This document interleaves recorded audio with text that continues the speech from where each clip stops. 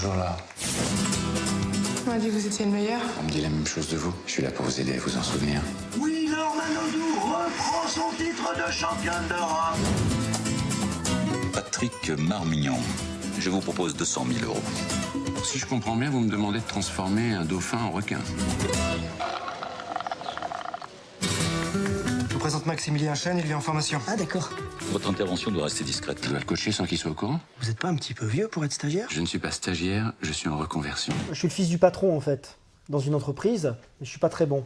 Donc on décide de me mettre un coach pour m'aider, sauf qu'il faut pas le dire parce que c'est le fils du patron, ça fout mal. Et on me le présente comme étant mon stagiaire.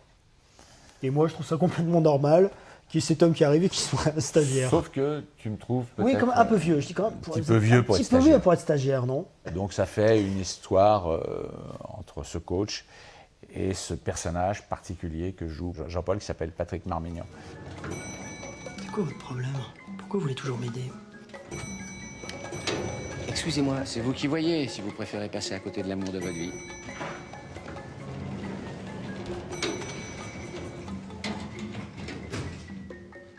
Mettons que j'accepte. Vous êtes sûr du résultat? Garantie sur facture. S'il vous plaît, je voudrais descendre, j'ai un rendez-vous. D'accord. C'est quoi le programme? Mon personnage a des faiblesses, on s'en rend compte assez vite, ça, parce que c'est le sujet. Mais après, on se rend compte que le personnage que joue Richard aussi, il a pas mal de faiblesses, il passe à côté de beaucoup de choses dans sa vie. Et mon personnage, qui est peut-être sur un autre mode, lui apporte des choses auxquelles il n'aurait peut-être pas pensé. Oui, ça reste très ancré dans l'humain quand même. C'est ça qu'il y a de bien dans ce scénario et dans ce film, c'est qu'en fin de compte, au-delà du coaching de ces deux personnages, il y a aussi un échange et un rapport humain lié à leur vie respective et à des choses qui font partie de l'intime, on pourrait dire d'abord le fait qu'il soit amoureux d'une femme, le fait que moi j'ai des problèmes avec la mienne, et des choses qui vont nous réunir en fin de compte, au-delà du travail proprement dit que je dois faire sur mon patient, mon client. Quoi. Allez, je vais vous citer les mots et vous devrez me répondre immédiatement ce qui vous passe par la tête sans réfléchir, compris? Oui. Le début. Le début. Oui, bah commencez, je suis prêt. J'ai commencé, le début c'est le premier mot. Ah d'accord, c'est pas évident votre truc, hein? Le début. C'est parti. Oui, c'est parti, le début. Quoi encore? J'ai déjà dit c'est parti. Ah, c'est parti, c'est votre réponse? Bah oui, vous me dites le début, moi je vous dis c'est parti. Bon, autant pour moi, cette fois c'est parti, allez. Enfance. Chaussettes. Chaussettes? Trou. Temps mort. Quand je fais ça, on fait une pause. D'accord. Il y a des scènes, par exemple, d'échanges qui sont du vrai ping-pong. Une scène où il fait passer un test, par exemple, où ça c'est très bien écrit, c'est comme une pièce de théâtre, il ne faut pas y toucher surtout, ça pourrait tout dérégler, tout le comique. Mais c'est vrai qu'on peut quelquefois amener des choses, et notamment je pense, c'est Richard qui à un moment pendant le tournage a dit mais ce serait bien, c'est tellement agréable ces scènes de coaching, ce serait bien qu'il y en ait en plus. J'ai l'impression de retrouver ce qu'on faisait quand on faisait les sketchs avec les Robins à la télé, où il faut être réactif tout de suite. Jouet. Solitaire. Ami. Personne. Animal. Chaussettes. Quoi? Le chat de ma voisine s'appelait Chaussette. J'en étais raide amoureux. Vous étiez amoureux d'un chat?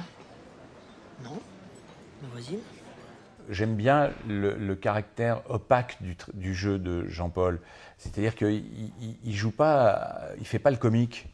Il est même dans une certaine gravité, dans une véritable authenticité, je dirais même un désespoir à un moment donné, parce qu'il n'y arrive pas, parce qu'il est amoureux, et en fin de compte, il est tellement entier dans ce travail, dans cette approche de ce personnage, qu'en opposition avec le regard que je peux porter sur lui, enfin en tous les cas que le personnage porte sur lui, ça fonctionne. Les rapports de séduction se résument en deux phases. Première phase, l'observation.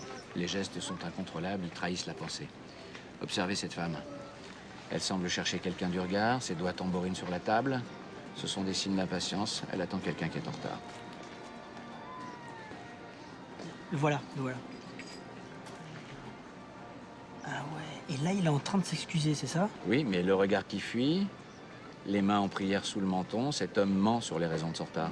Il y a des excès dans le coaching. C'est ce qu'il montre un peu dans le film. Parce qu'il est coach, c'est mon coach pour que je sois plus performant dans mon travail, mais ça déborde sur la vie privée. Donc les coachs peuvent devenir quelquefois un peu des gourous. Et puis il y a des coachs de n'importe quoi, il y a des coachs de table basse pour choisir une table basse. Quand on voit dans les émissions, on peut être coach de tout. Et donc c'est un... Oui, c'est- pour c'est un s'habiller, bon- se pour maquiller, se s'habiller, coiffer. Il y a des coachs pour se faire des amis, des coachs pour draguer. pour décorer sa maison, Ouais. pour je veux dire, casser une cloison, il faut quand même pas déconner, quoi. Mais moi, je pense que c'est bien le coaching si on remplace le mot coach par prof, quoi. Avant, on disait prof, maintenant on dit coach. Bon, allez, on va passer aux travaux pratiques.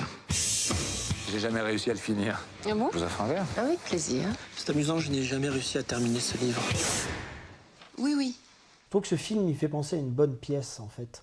C'est construit, il y a une mécanique d'une bonne pièce, et en même temps avec un rythme et une modernité qu'apporte le Cinoche. Imiter, pas singer. Ah d'accord. Et puis arrêtez avec voix d'accord, j'en peux plus de voix d'accord.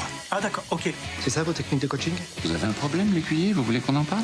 C'est moi qui devrais gérer le dossier des Chinois. Je vous dis de ne pas vous excuser. Vous, qu'est-ce que vous faites? Vous vous excusez. Excusez-moi. Vous vous excusez tout le temps. Pardon.